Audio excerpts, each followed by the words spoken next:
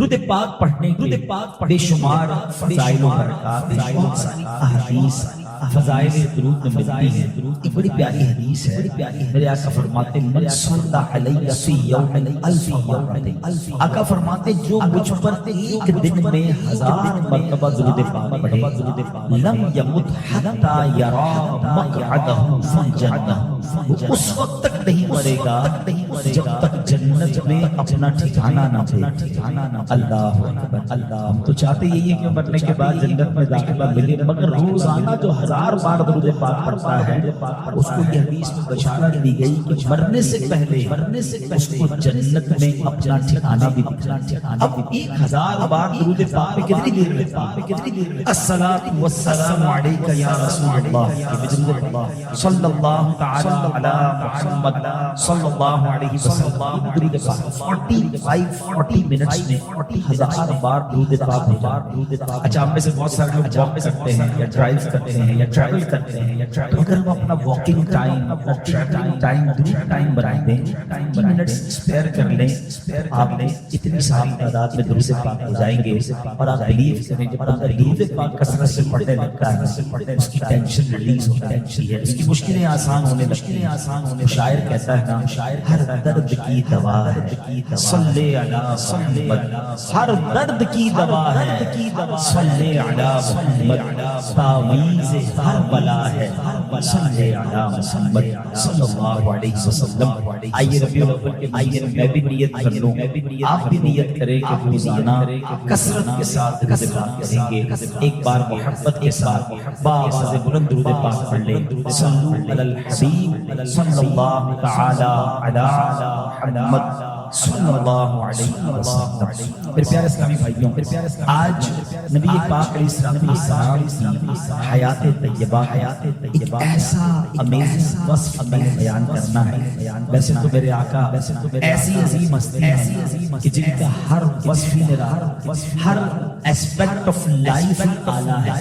ایسا رب نے پہلے بھی کوئی حسین اور باکمال نہیں بنایا اور اس کے بعد بھی کسی کو نہیں بنایا۔ ایک زندگی کے زاویے کو میں اس لیے آپ کے سامنے بیان کرنا چاہتا ہوں کہ یہ ہمارے لائف ایک بڑا اس کا اہم حصہ۔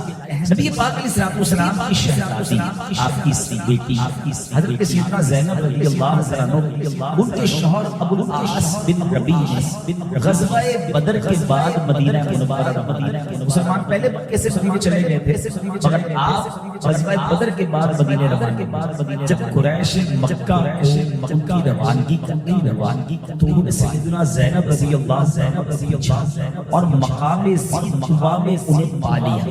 حبار بن اسود یہ وہ شخص تھا جس نے حضرت سیدنا زینب کو نیزہ مارا، جس کی وجہ سے آپ سور سے گر گئی اور آپ اس وقت پریگننٹ، آپ کا حمل بھی ایک والد کے لیے اتنی صدمے کی بات ہوئی۔ اور پھر اللہ کے حبیب علیہ السلام آپ کی صاحبزادی ہیں حضرت زینب رضی اللہ تعالی، حضرت سیدنا جبیر بن مطعم رضی اللہ عنہ فرماتے ہیں کہ مقام جعرانہ سے ہم نبی پاک کے پاس بیٹھے تھے، اتنے میں نبی پاک علیہ السلام کے دروازے سے حبار بن اسود داخل ہوئے۔ ابھی انہوں نے ایمان قبول نہیں کیا اور بیٹھ گئے، اور صحابہ کرام نے عرض کی حبار بن اسود نبی پاک نے فرمایا میں نے بھی دیکھ لیا، ایک شخص اسے مارنے کے لیے کھڑا ہوا، مارنے کے لیے علیہ السلام اسے ٹیکسنے کا اشارہ۔ حبار نے اب کھڑے ہو اللہ کے نبی صلی اللہ علیہ وسلم آپ پر سلامتی ہو، میں گواہی دیتا ہوں کہ اللہ کے علاوہ کوئی معبود نہیں، اور میں گواہی دیتا ہوں کہ محمد صلی اللہ علیہ وسلم اللہ کے رسول ہیں۔ یا رسول اللہ میں آپ سے بھاگ کر کئی شہروں میں گیا، میں نے چاہا کہ اجمیوں یعنی غیر اجمیوں کے ملکوں میں جا کر یعنی مائگریٹ کر گیا، دور چلا کر وہاں رہوں، مجھے آپ کی نرم دلی، صلہ رحمی، جہالت والوں کے ساتھ برتاؤ کے بارے میں مجھے پتا چلا اور یاد آ گیا ہم آپ سے پہلے شرک میں مبتلا تھے، پھر اللہ نے آپ کے وسیلے سے ہمیں ہدایت دی، ہمیں ہلاکت سے نجات بخشی، لہذا آپ میری جہالت سے درگزر فرمائیے اور میں نے جو کام کیا، جو بڑا گناہ کیا ہے، میں اعتراف کرتا ہوں، مجھے معاف فرمائیے۔ نبی پاک علیہ السلام نے کیا ارشاد فرمایا، جاؤ میں نے تمہیں معاف، اللہ نے تم پر احسان کیا ہے کہ اس نے تمہیں اسلام کی ہدایت دے دی اور اسلام پیچھے تمام گناہوں کو مٹا دیا۔ اللہ اے میرے پیارے اسلامی، آج میرا کہ نبی پاک علیہ الصلوۃ والسلام کی حیات طیبہ یہ معافی جو تھی، جو معافی جو رحم دلی تھی، جہالت کے برتاؤ کے مقابلے میں بھی حلم اور بردباری کا جو ریاکشن تھا، اس قدر کمال کا ہے اور یہ اتنے واقعات ہیں کہ ہم اس کو پڑھیں اور اس کو سنیں تو ایمان تازہ ہو جاتا ہے۔ پھر ہم اپنے بارے میں غور کریں، آج ہمارا حال کیا ہے؟ ٹٹ فار ٹٹ، جیسے تیسا، اینٹ کا جواب پتھر سے۔ ارے میں بتاؤں گا میں کون ہوں، مجھے کیسے گالی دے دی، مجھے کیسے برا بھلا کہہ دیا، نہیں میں اس کو نہیں چھوڑوں گا، میں بدلہ لے کر رہا ہوں، میں بدلہ لے کر رہا ہوں۔ ایک طرف ہم اپنے آپ کو نبی پاک کا امتی کہیں، جس نبی کا کلمہ پڑھتے ہیں ان کا حال یہ ہے کہ وہ حال یہ ہے معاف۔ کچھ بڑے پیسے والے لوگ ہوتے ہیں، سخی ہوتے ہیں، ان کے پاس جاؤ، بانٹنا چاہتے ہیں مگر خزانہ بڑا نہیں ہوتا، بانٹتے ہیں تو ختم ہو جاتا ہے۔ کچھ ایسے ہوتے ہیں خزانہ تو ہوتا ہے، دل نہیں چلتا ہے، ہاتھ کھلا نہیں ہوتا ہے۔ اللہ اکبر۔ اعلیٰ حضرت کہتے ہیں ہمارے آقا کیسے ہیں؟ کریم ایسا ملا کہ جس کے کھلے ہیں ہاتھ اور بھرے خزانے، کریم ایسا ملا کہ جس کے کھلے ہیں ہاتھ اور بھرے خزانے۔ بتاؤ اے مفلسوں کہ پھر کیوں تمہارا دل کس اضطراب میں ہے؟ اب غم کیسا، اب تکلیف کیسی؟ اللہ نے اپنے خزانوں کا مالک بھی بنایا اور ہمیں امت پر بتا دیا کہ اب مانگی جاؤ، عطا فرماتے ہیں، اور جتنا مانگو۔ آج دنیا میں کسی کو کہیں بڑی ضرورت ہے، بھائی بڑا پریشان ہے، 10,000 روپے چاہیے، وہ 1000 روپے نکال کے دے دیتا ہے۔ کسی سے جناب بڑی کوئی اور چیز چاہیے، جتنا مانگو تھوڑا ملتا ہے۔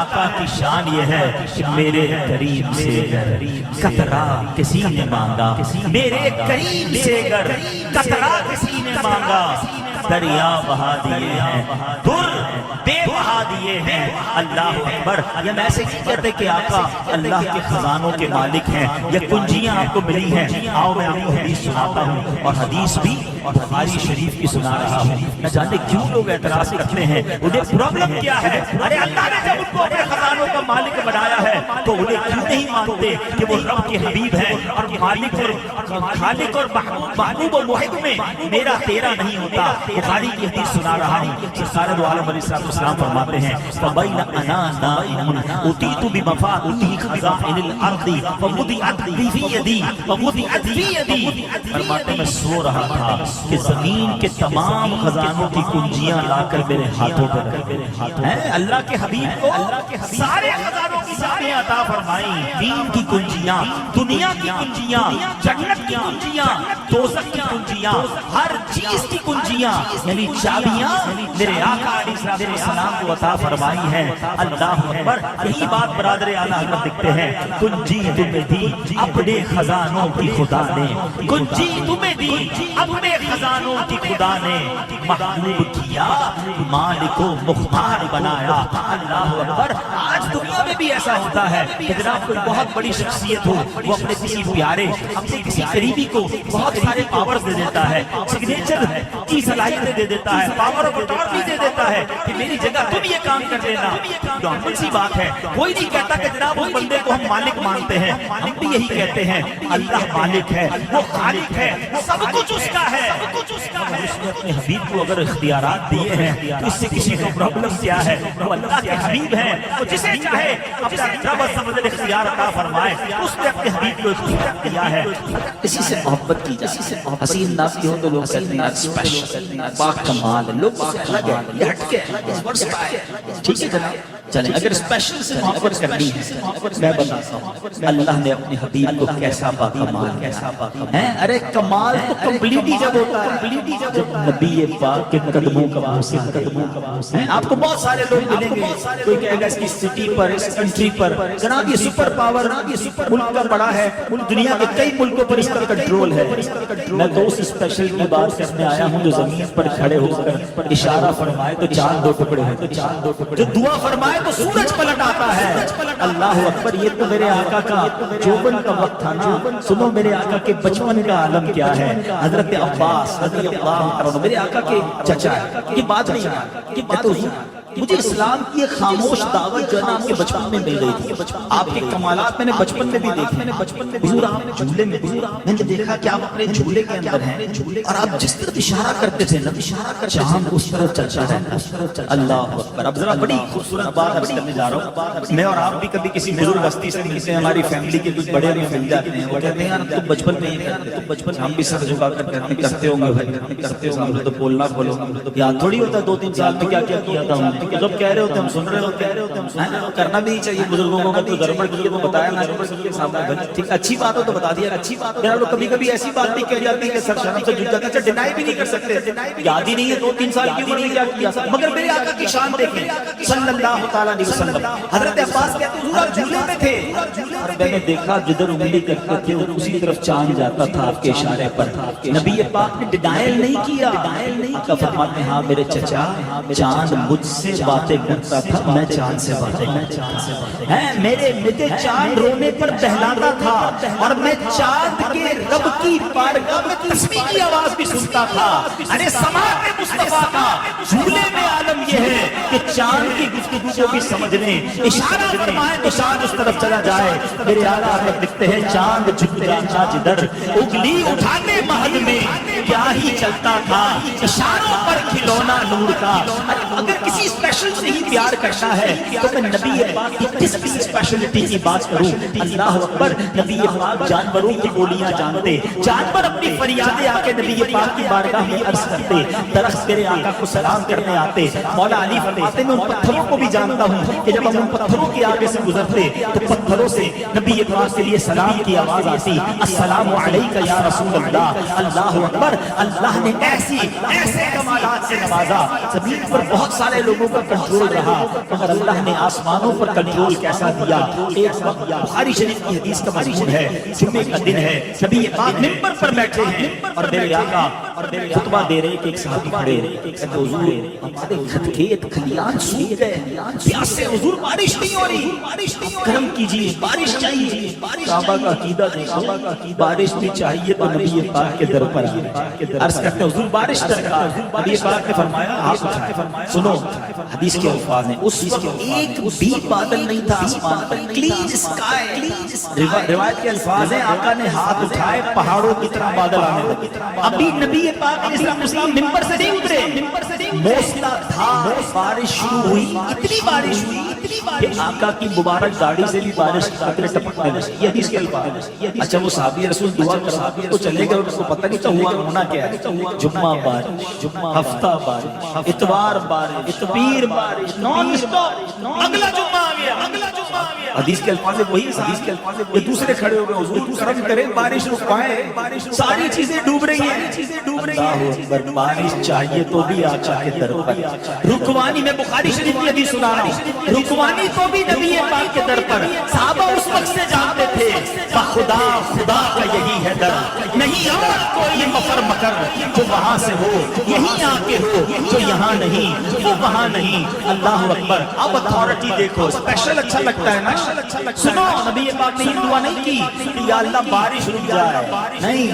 آقا علیہ السلام نے ہاتھ اٹھایا. حدیث کے الفاظ ہیں آقا علیہ السلام فرماتے ہیں اللہم حوالینا ولا علینا, اے اللہ ہمارے اطراف میں برسے, ہم پر نہ برسے. حدیث کے الفاظ ہیں آقا جس طرف انگلی اٹھاتے گئے بادل کٹتا گیا, بادل دور ہوتا گیا, مدینہ پیالے کی مانند ہو گیا. مدینے کے اوپر بارش نہ ہو رہی تھی, اطراف میں بارش ہو رہی تھی. جو مدینہ منورہ کے باہر سے آتا, باہر تو بڑی بارش ہو رہی ہے, مدینے میں نہیں ہو رہی. نبی پاک نے جدھر چاہا ادھر بارش ہوئی, جدھر چاہا ادھر بارش رکوا دی. میرے اعلیٰ حضرت کہتے ہیں نا جن کو سوئے آسمان پھیلا کے جل تھل کر دیے. آقا وہ ہاتھ جب آپ اٹھاتے ہیں تو جل تھل فرما دیتے ہیں. ہمیں بھی ان ہاتھوں کا صدقہ دیجیے جن کو سوئے آسمان پھیلا کے جل تھل کر دیے. صدقہ ان ہاتھوں کا پیارے ہم کو بھی درکار ہے. حضور ہمیں بھی ان ہاتھوں کا صدقہ عطا فرمائیے. میں ساری رات بیان کرتا جاؤں, ایسے ایسے معجزات ہیں کہ ہمارے پاس الفاظ معلوم ہو جائیں گے.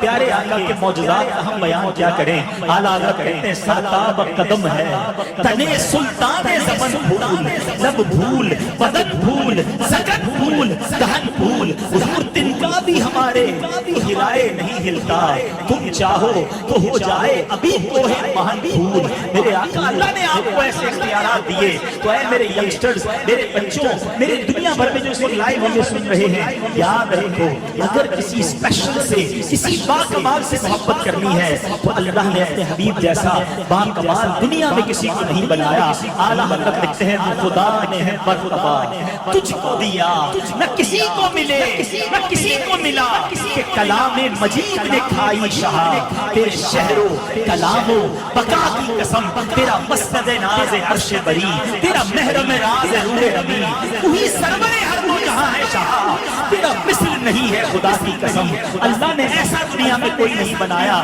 اگر محبت کرنی ہے تو ان کے سوا کون ہے جن سے محبت کی جائے۔